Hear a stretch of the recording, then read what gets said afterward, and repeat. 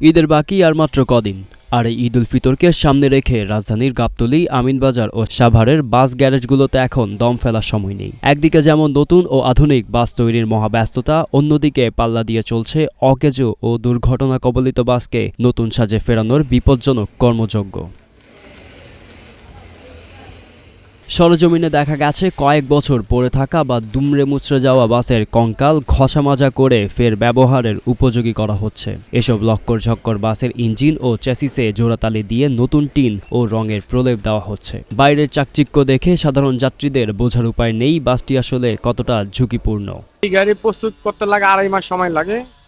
তো ইনশাল্লাহ প্রস্তুত কাছাকাছি আয়া পড়ছে, হয়তো ইনশাল্লাহ আর 1 সপ্তাহের ভিতরে আমরা গাড়ি কাজ শেষ হয়ে যাবো।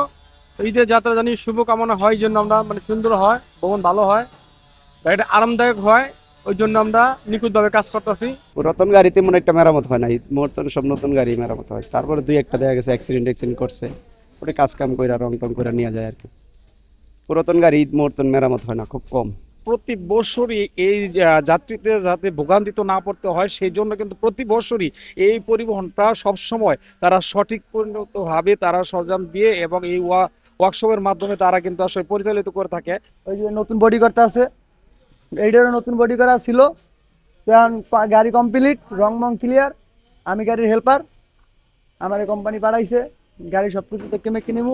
বর্তমানে দেশে প্রায় ৮০,০০০ ফিটনেসবিহীন যান চলাচল করছে। এই সুযোগে অসাধু মালিকেরা ত্রুটিপূর্ণ বাস দূরপাল্লার রুটে নামিয়ে দেন।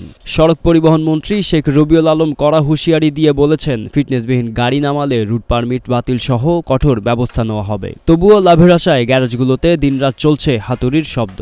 সাধারণ যাত্রীদের আশঙ্কা, যথাযথ পরীক্ষা ছাড়া এই রংচঙা বাসগুলো মহাসড়কে বিকল হয়ে পড়লে চরম ভোগান্তি ও প্রাণঘাতী দুর্ঘটনার ঝুঁকি তৈরি হবে।